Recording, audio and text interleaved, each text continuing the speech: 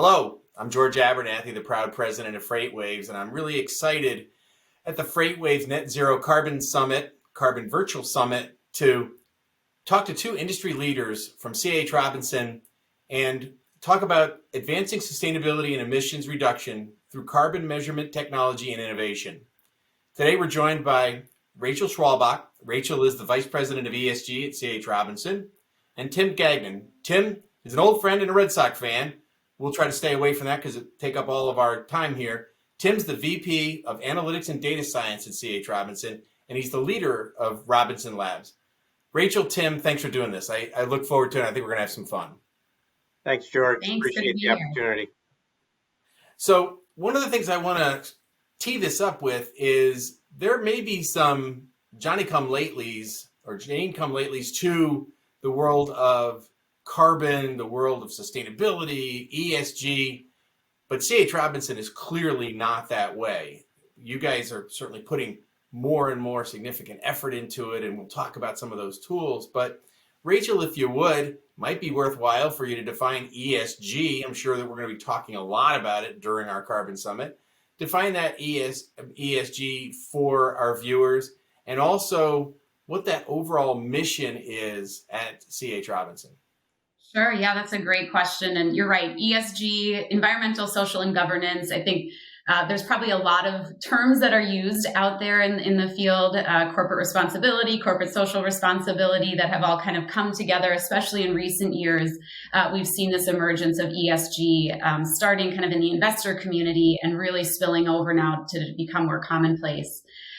It's a big umbrella, ESG, environmental, social, and governance, as you can imagine, that covers a lot of issues. And so one of the things that's so important at any company, but at Robinson too, is to really just identify under that umbrella, what are the most critical topics? What can we impact? And what are the things that are aligned with our business strategy? So at Robinson, we're really thinking about that as kind of what can we help our customers with and where can we make an impact internally? As you can imagine, carbon is a big component of that. So perfect discussion for today. Absolutely. So Tim, you've got a really terrific perspective and experience around technology in our space, and C.H. Robinson has developed technology that you're going to be and are using with your customers.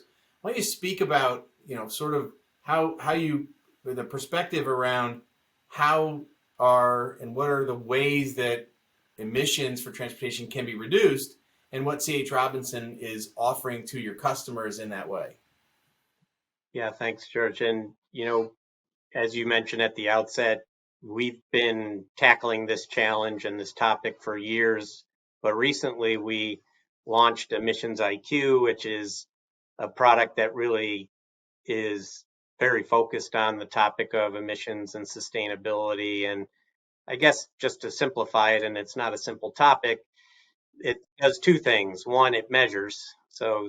And that is one of the big challenges in this space, is really just being able to measure the carbon footprint. And then secondly, offers recommendations for improvement or opportunities to optimize emissions.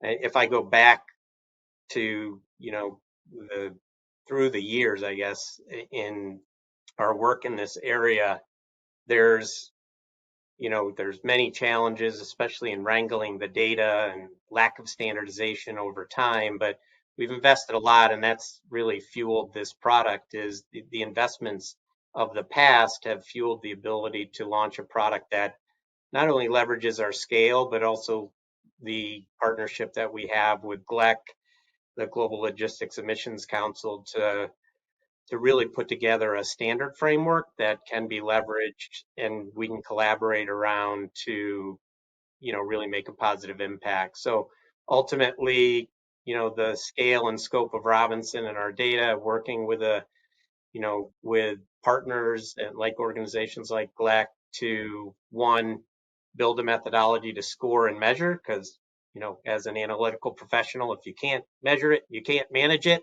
So let's get the measurement we need, and then let's collaborate and do the hard work of making a difference and really not only, there's not only an opportunity to reduce the emissions, but also to drive cost out and really optimize. I mean, supply chain optimization and working with our customers to improve outcomes is something that we've been doing through time, and we're committed to as a big part of our value proposition.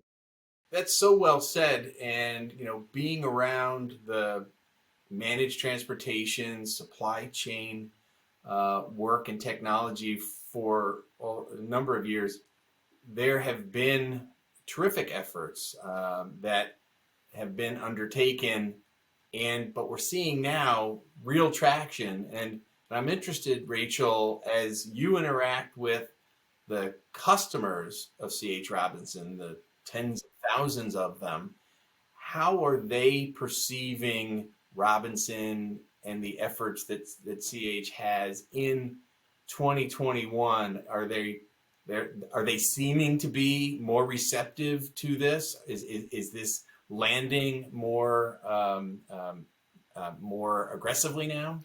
Yeah.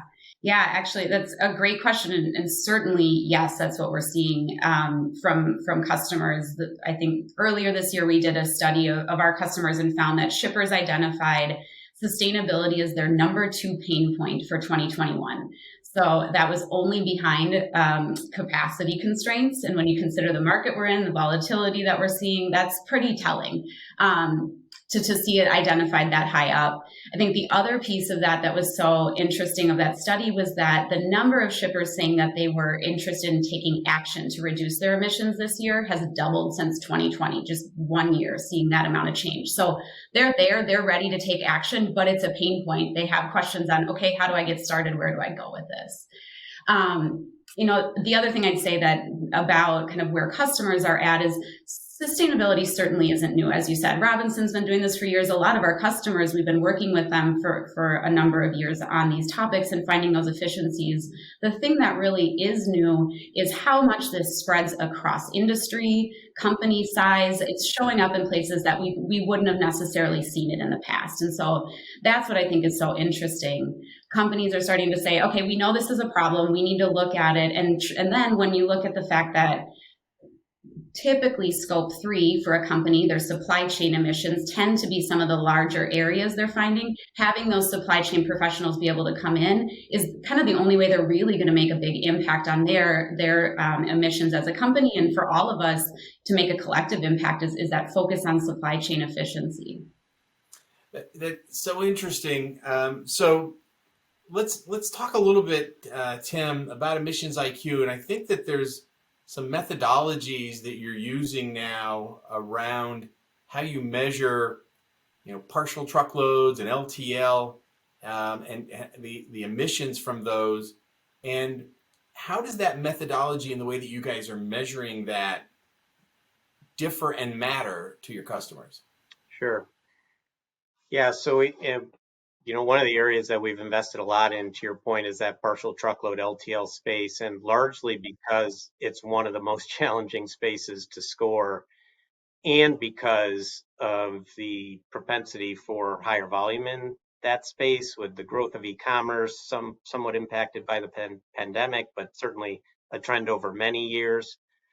So we have been scoring in that area, but in all of these areas across all modes where we're scoring, we're constantly looking for ways to enhance and improve them. And in the area of LTL and partial truckload, it's one of the most challenging areas, as mentioned. So we have partnered with MIT and EPA SmartWay and Robinson's data and experience to really enhance that methodology. Again, that's an ongoing practice across all modes, but for the mode of LTL and partial truckload, probably one of the least mature.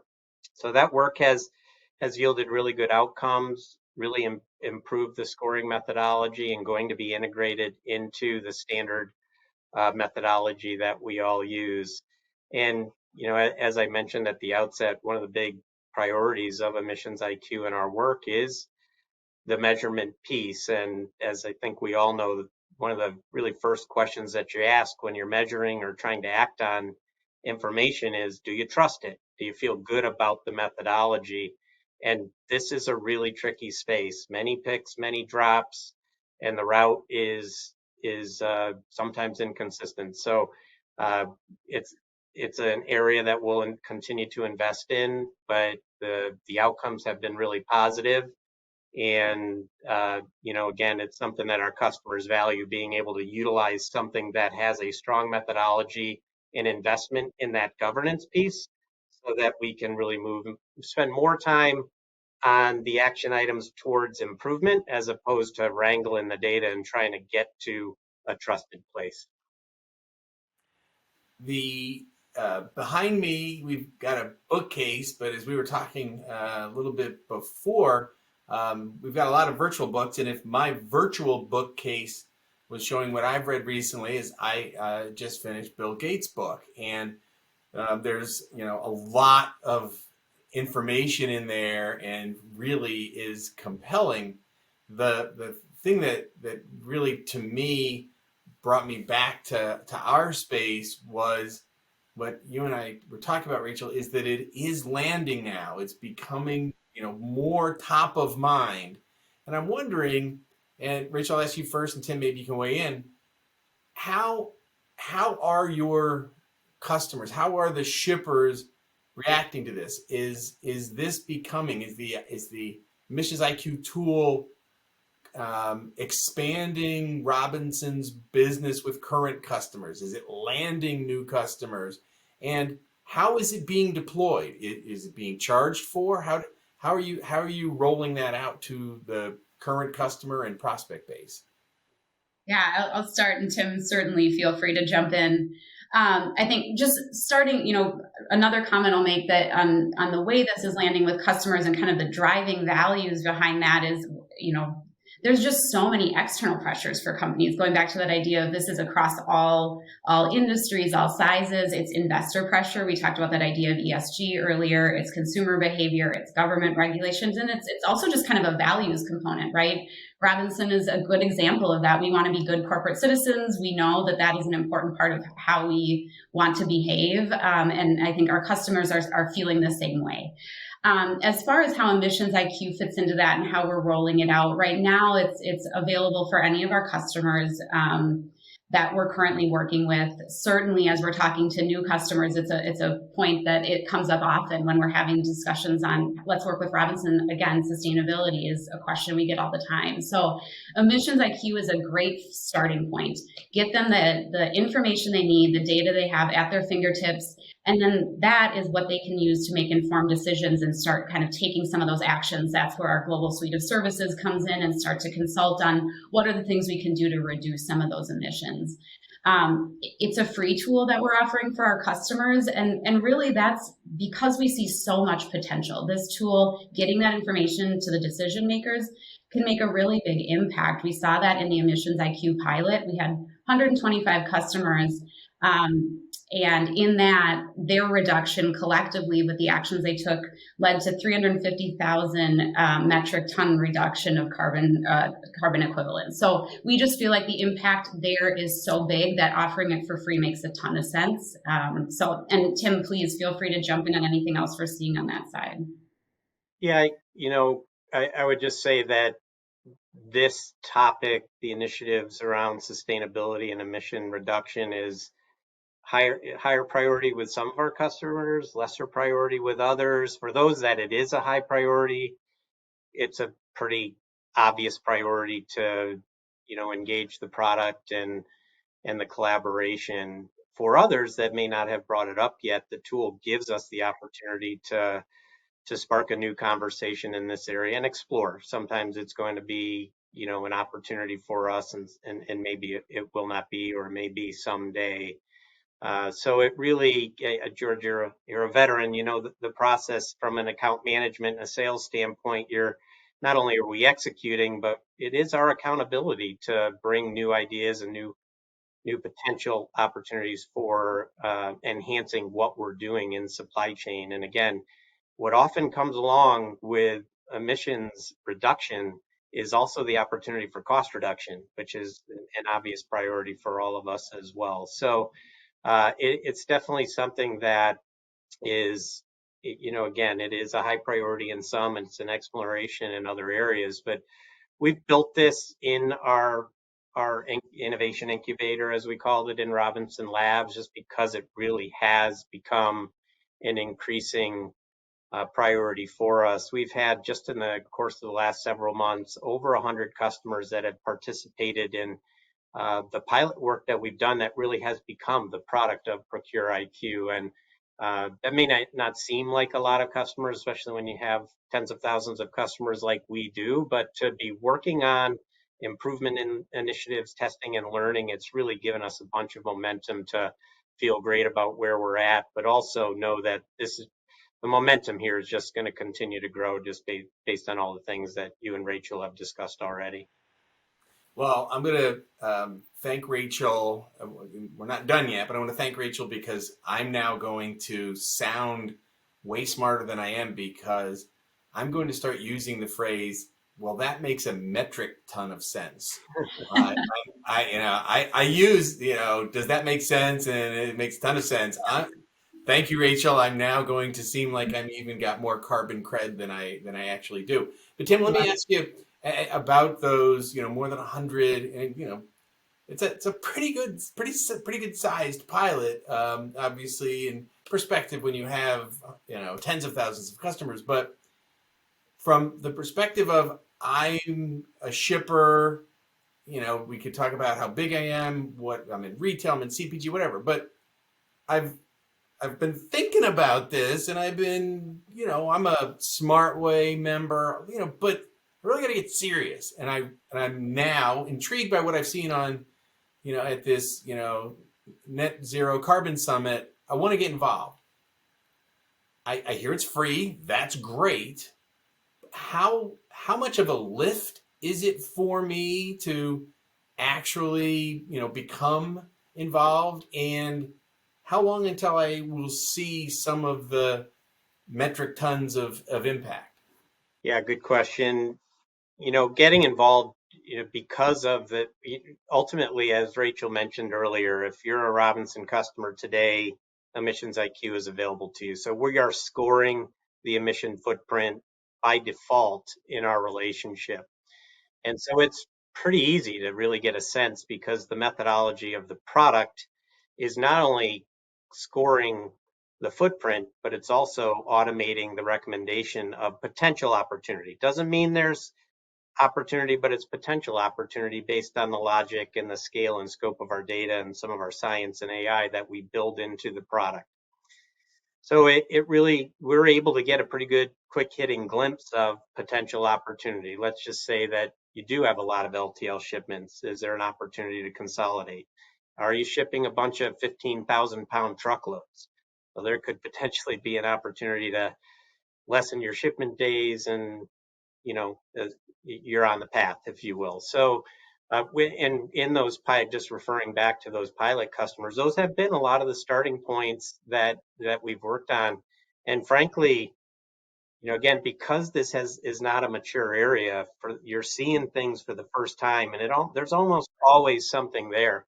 One of the other really valuable assets within the tool is our benchmarking capability. So if you're a food retailer, just to use that example, we are scoring that footprint based on our relationship, and then we're comparing that to other food retailers. That gives a sense of, well, if my emissions look like this and other retailers look like that, I'm either feeling pretty good about it or I'm seeing immediate opportunity. So those are some of the ways that we start the engagement, and admittedly, some hit you between the eyes and you're off to the races, like 15,000 pound truckloads.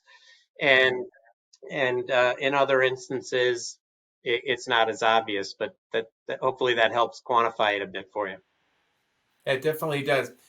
Rachel, where has Robinson seen the penetration most significantly? I assume, domestically in the U.S. Is this an initiative that is going global? One of the things you read Gates's book, we talk about the issues. This is a global issue, obviously. Is this a global issue that will continue to have penetration to the broad set of global C.H. Robinson clients? Absolutely. Absolutely. I would say, like so many things, in Europe, this is a conversation that's been happening for years.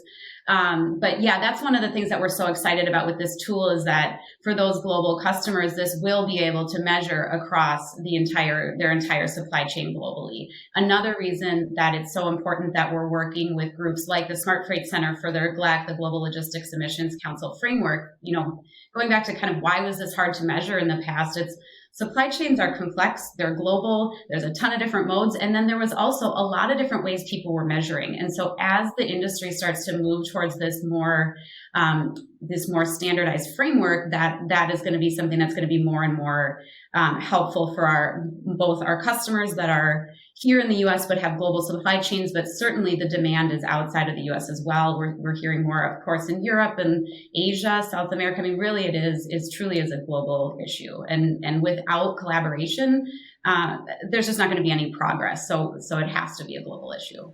I would quickly add, George, that Rachel is really a product manager, and she's putting a ton of pressure on our product team to get the product as global as possible, as fast as possible. So we are measuring the North America modes today, and we'll launch soon air and ocean for truly a more global product. So it's iterative. This is MVP1, or our first release recently here, and we're continuing to invest. But Rachel is truly a strong product influence to keep us urgent and driving forward. And again, all kidding aside, is really important to our customers because that's our value proposition: global modal services and regions around the world. And we're excited to continue to expand the conversation and opportunity to impact.